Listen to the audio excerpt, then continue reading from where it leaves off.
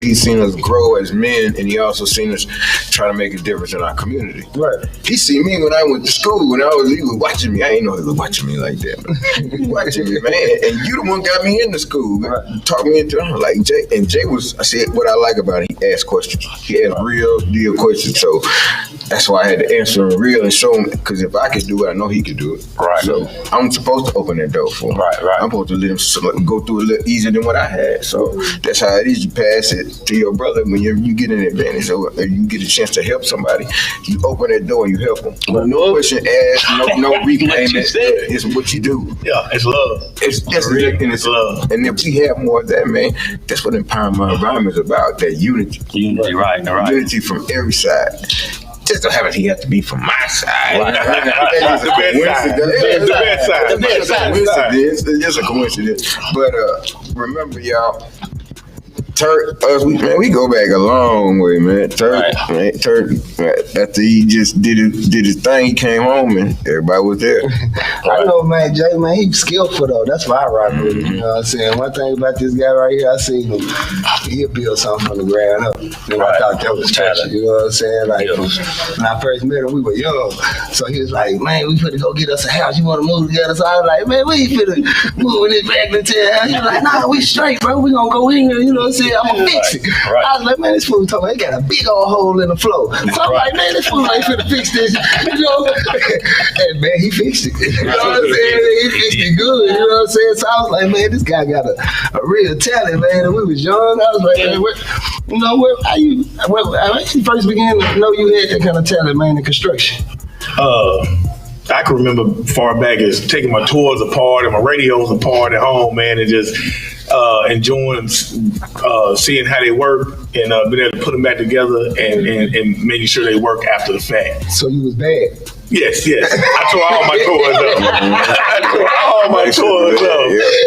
Took the wheels off. If you want some Christmas this year, it better be back the way it was at first. So, you know what I'm saying? Stuff like that. But, man, I saw houses going up in what is called Chanel now. You know what I'm saying? I was reading electric meters. I was working for a company reading electric meters, but I'm walking by, and these guys, they throwing these houses up, man. And I take this route every day. Well, every day the route comes up on my list, and I can see the house progression into a final product. And I was thinking, like, man, that'd be nice. I can put my name on that. Right. I can ride around and say, hey, man, I helped build that. Or, man, I helped build that. You know what I'm saying? So it wasn't hard for me to fall in, you know what I'm saying, where I needed to be, because it's something I like to do. Now, luckily, I got with a guy who was willing to teach me. Right. You know what I'm saying? I got in, I started building houses when I was 18, but the guy I worked for was willing to put me on his wing because I asked so many questions. Right. Like you said, I asked, man, I want to know why I do that, how I do that, you know what I'm saying, and how did you think you do that? Right. And he saw the potential in me, and he took me up on his wing, and it went from asking a bunch of questions to retaining a lot of information. Right.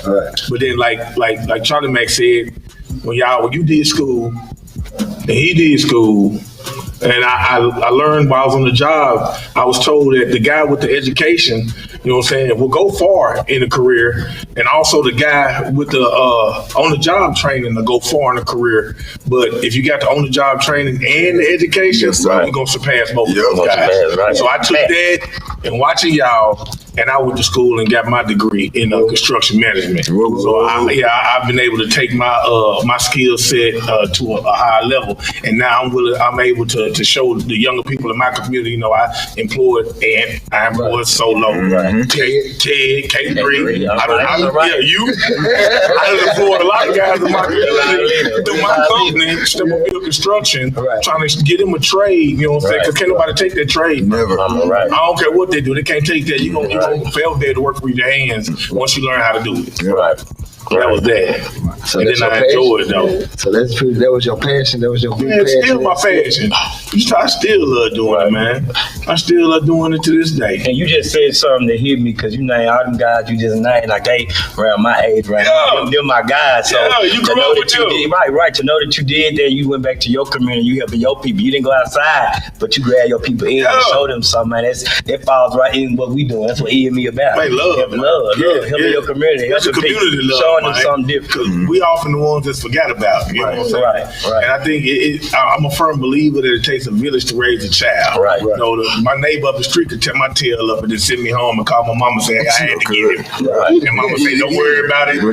Yeah, I'm gonna get him for you having to get him. Right. So it takes a village, man. And I think that's what our society and our culture is missing right now. Is people like y'all, like me, like her, willing to say, hey, let's do this. Let's do this way. Let me show you how to do this. The right thing. Because it's so easy to do the wrong thing. Right. Boy, that's fun too. Let's talk about it. Let's talk about it. Everybody leading people wrong nowadays instead of leading them right. Yeah. So that's what we missing in this generation. You got another passion too, though, man. You like riding on bikes. Man, love it. What you talking about? Man, we love riding the bike, about your bike thing, man. I'm a member of Kings of the South, which is a nonprofit organization. We're a motorcycle club, but it's a nonprofit organization. We give back to the neighborhood. We do a lot of charity work, man, and we get involved too.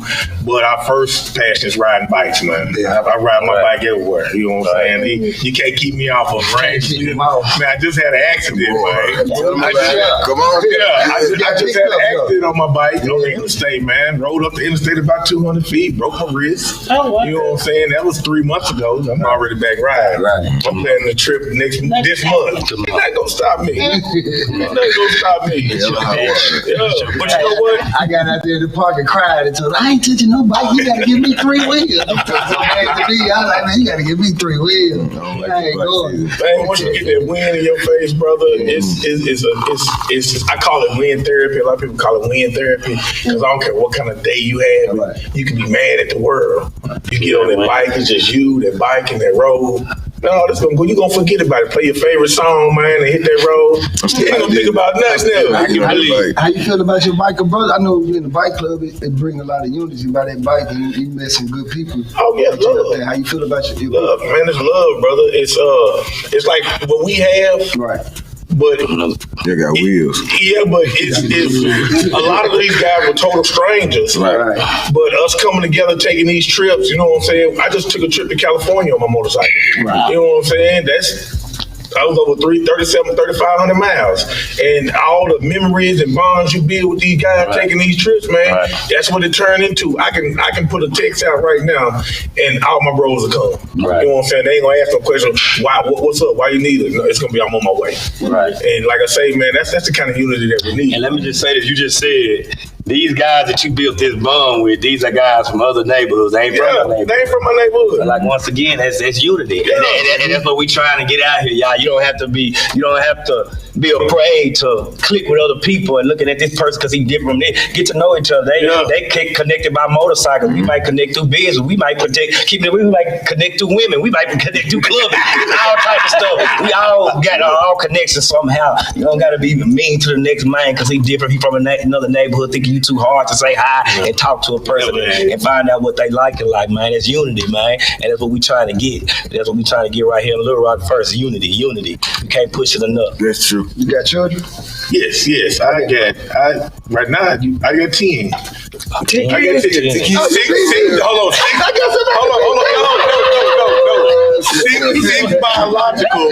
6 biological, 4 through marriage. It's okay. Yeah. I ain't beat you.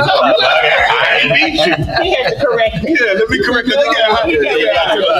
I got 6 biological, 4 through marriage. So yes, I got 10 kids. I got 10 kids.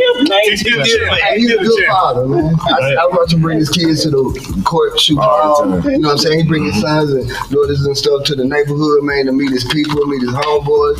You know what I'm saying? I commend him for that, man. He do his thing. He do his thing to show a lot of our fathers wasn't there. Right. You know, if they were, it was far and few between. You know what I'm saying? Right. So once again, we need more male role models in our community. Right. You know, so I'm mine with me all. Y'all see mine with me all the time. Get your brother go play in the playground with your friends. They from the same neighborhood. Get to know them. Over there, fight, argue, and all that.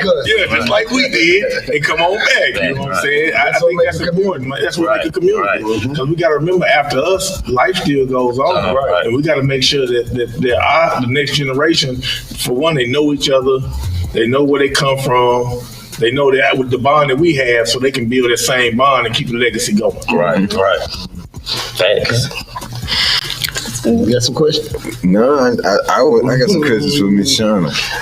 Let's switch it up. I'm sorry. We have to include you. Like, deep in this conversation, very interesting and good. We have to include you. Right. We have to include you. Yes, sir. Yeah. My question is, what type of business do you have? I have a brand, which is called Mommies and Curls. So I have to tell y'all the backstory first. Okay, definitely. I'm gonna try to keep it short. We ready. But I am a third generation cosmetologist. So my grandmother was a cosmetologist, my mom was a cosmetologist, and I'm a cosmetologist. However, growing up, I did not want to be a cosmetologist. But generationally, so I grew up in the salon, and I had vowed that I would not grow up, or when I grow up, I was not going to be in the salon. I didn't want to be behind a chair all day because I saw what, the strain and stress it put on my grandmother and my mom, not being at home, not, being there with us because they were working all day long. Y'all know in the salon, you're there all day. And night. Especially if you jumping, doing and they were. Right. Weekends and everything. So anyway, I decided that, I couldn't get away from it because I love doing hair. And I ended up going to the same school that my grandmother went to, that my mama went to. And it's the first and the oldest Black cosmetology school in Arkansas, right on Martin Luther King. Tell me one about ABC. That was you talking. Black owned. I mean, Miss Townsend. She taught my grandmother. She taught my mom. She had died before me, but anyway. Did you feel extra pressure about that? Oh, I did. Going to school because your grandma. It was either a nurse or do hair, but anyway. But I ended up, I got my license, but before that, prior to that, I've been in direct service. I work for nonprofit organizations, helping community, working in the community. Well, I was working for this predominantly white church, very rich, church anyway. And I worked around a lot of white families that were adopting and fostering Black babies. And with that being said, there were a lot of women that came to me asking me a lot of questions about not just hair and skincare for their children, but cultural sensitive things. So one day I was like, you know what? I don't have to be behind a chair. I can use my cosmetology degree and do something totally different. So I started my company, Mommies and Curls, and I educate, empower, and inspire white parents of Black babies because they need to know, they need to educate themselves on us, on our culture.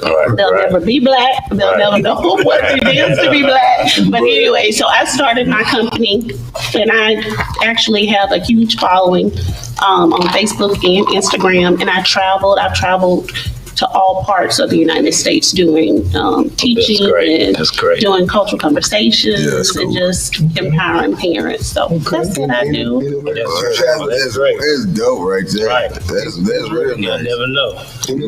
Anywhere that you travel, you know what I'm saying, there's something standing out that you remember that was real good.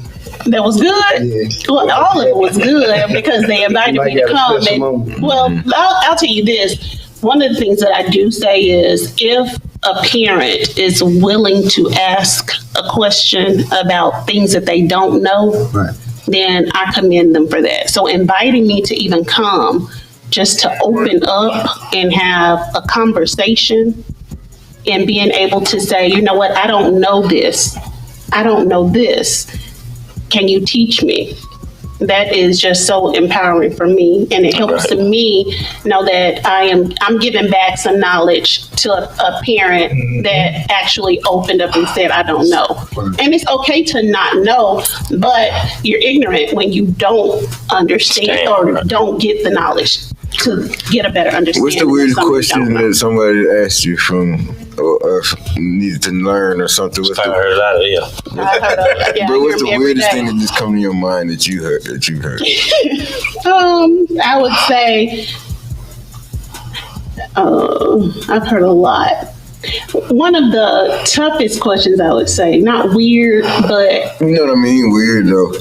Strange, abnormal. They should know this. Why they asking me that? Is that I would say there's a question that jumps to your mind that you remember, and you just don't want to do right now? why their baby's hair is, why is my baby hair like this? Or will my baby's hair ever grow when it is growing? But I don't know. I just think that no question is a dumb question. No question is a weird question. Right. Because You don't know. they don't know. Right. Knowledge But is what I'm power. saying, It's not I'm just weird. saying, I would hear a question. I thought, wow, that was funny. So give me an example of what you're thinking, because I know you're probably thinking something. Like Paul was talking about today, why do I have to put lotion? They tell me about lotion on their knees. Why do they have to put lotion on? I don't need lotion, but why do I have to? Why do I have to buy lotion? White folks don't know about it. You know what I'm saying? I don't know about lotion. Well, y'all know about We don't even know about Eric on that. Why there's on that? Walmart. Yeah, they don't even crack on I would say it's not weird, but they do have. They don't have lotion on knees for their elbows and stuff. Well, and here's the thing. It's just because of our melanin, right? Exactly. White people get ashy. They don't know it's called ashy. But they don't even know what it's called, You though. just can't see it because of their pigmentation. Oh, okay. I just thought the skin just changed a little bit. I have had that question when someone asked me what does ashy mean? What does Because they don't know, they haven't heard that word. Yeah. Because we call each other ashy. You ashy, you need to lotion on your hands. Right. But I've had, I don't call them weird, but I've had just. That's just my terminology. I don't think weird is bad. I think weird is also unique. It could also be different. It could also be one of a kind. But I just use the word weird because I like the way it sounds. I would say one of the weirdest things, because to us it's just common, is why do we cut our son's hair? Mm-hmm. Because we do. I mean, it's just, to me, that's just not a It's like cultural natural. question. I mean, you get a haircut. It's just a question. You're looking wild. And sometimes I do have parents that overthink things. And I'm like, it's not even that deep. It's not even that serious. So, yeah, I get some questions that I'm like, really? But I have to stay Do the professional. parents ever try to be like, you're trying to be too black? Do they try to do that thing? Do they weird? I'm going to say the word again. Do they weird you out sometimes? I've had some that I have. I've had What to they calm just- down. Too many rap videos. Too many rap? Too many And rap that videos. they really try too hard. Yeah, don't do Or too try much. to impress me. Right. Yeah, I do. But, and then again, I still keep it professional and let them know you don't even have to do that. Just be yourself, because I'm going to be myself. Right. And I'm just going to keep it real, and I'm just going to be open and upfront with you. So, yeah, I've had those. Like they did a Wikipedia page thing. In 1974, the Cabbage Patch was created. Do you remember that? But I have, yeah. But you just got to keep it, Play. Okay. And just know that a lot of people, they don't understand or they don't know. So the questions just become, it's just natural. And it's easy for me to just say, it is what it is. You getting a backlash from some of the parents? White parents? Of course. Yeah, well, let me tell you this. Okay. It's not backlash. What it is, it's white parents that think they know and they don't know. Right. And so, like I have like 1,000, 2,000 followers, right? So they're asking questions. They're asking me questions, but then I have parents that'll be on there trying to answer the question, and the question is like absolutely wrong. So that's when I come in nicely and I say, thank you for your answer, but that's not right. Yeah, so I do have some parents that think they know that just because they've adopted this baby and this baby is 5 now, that they are all about the black culture and know everything about black hair. But I'm like, no, you still, kind of bring it back in, but gotta learn still. You still learning, But they have to understand too, and I tell them, if I'm learning as a parent for my own black boys, you are definitely learning and continuously learning every day. Right. Because I'm not a man. Right. So I am learning how to raise a man. Right. A black man. Right. You a white person trying to raise a black child. So you're going to continuously be learning and educating yourself. If you're not, you need to. And you don't understand that. You'll never understand. Yeah. Right. You gotta be open. You gotta be open to learning. Right. Because if you're too proud, it's gonna mess everything. And I have some parents that are very proud, which unfortunately is sad for their child. Right. Because if you are not continuously growing and educating and learning and basically trying to educate yourself so you can educate your child, that you will never ever understand, especially in the world. I don't care how many books you read. It's hard. Some of this stuff you can't read it. Never. It's hard. You got experience. Yes, you do. It's experience thing. So. But I love Right. I love how you took that. So, you watch your mom them do that, and you took that and created something even greater, like you said. That's great, and a lot of people can do that. You can look at one thing and flip that thing and look what you're doing now. You probably never would have dreamed of that as a little girl, but as you got older, I say we used to work God. It is God revealed that to you to show you, man, what you're gonna be in life. Now you're successful. And I really have. One of the things I did say, because I was like, I'll never do this, but that was my passion. That was like my route to go. I just didn't know how to do it a different way. Right. So, I mean, I tell people, you dream big, you continue to do what it is that God has placed in your heart to do, but you don't have to do it the same way somebody else did. I just took something that was a passion of mine, which was doing hair and helping people, and put a twist on it. Right. So do you treat bald head? Yeah. What you do? Put some oil on that I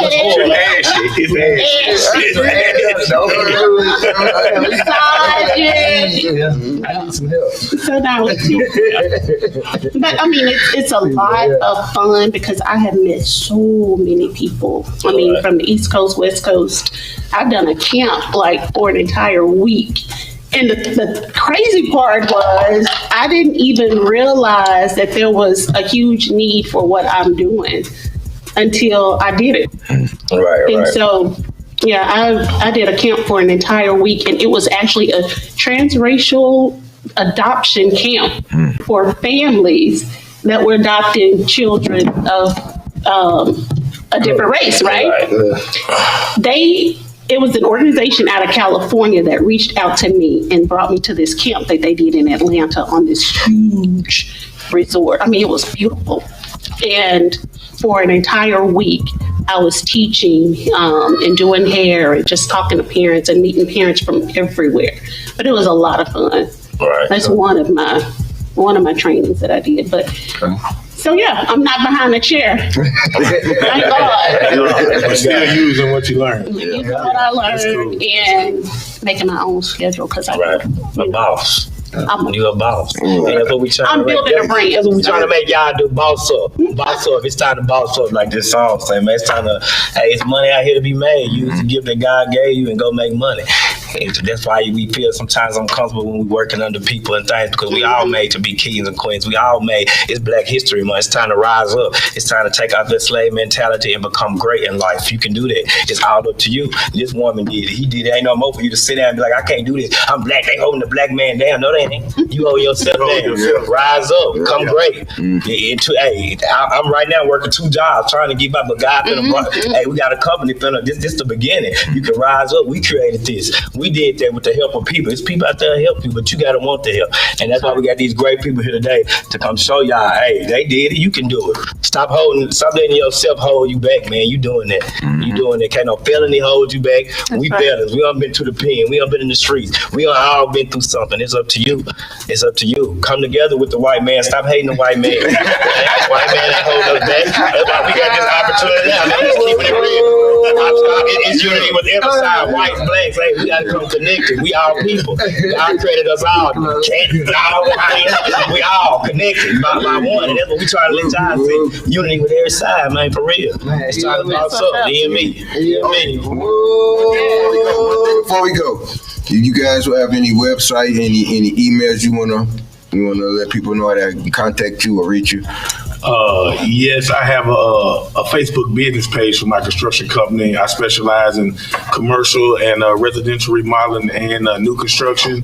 The page on Facebook is Stubblefield Construction LLC. Stubblefield Construction LLC on Facebook. The number and everything to get in contact with them is there. Yep, All right. I do. I have. I'm on all social media outlets. Okay. And it's Mommies. Mommies and Curls on Instagram, Facebook, Twitter, and I have a website, www.mommiesandcurls.com, mommiesandcurls@gmail.com. Right. And I have a private group on Facebook. It's called Mommies and Curls, Black Hair, White Care. So check us out. Y'all heard that. So thank you guys for tuning in to our Facebook Live again. It's Tuesday. EME. It's EME Tuesday. Remember that when you wake up every Tuesday. It's Every EME Tuesday, we're going live. Black We're History going Month. live. Thank y'all. We love y'all for watching us. EME. See you next week. Something dope again.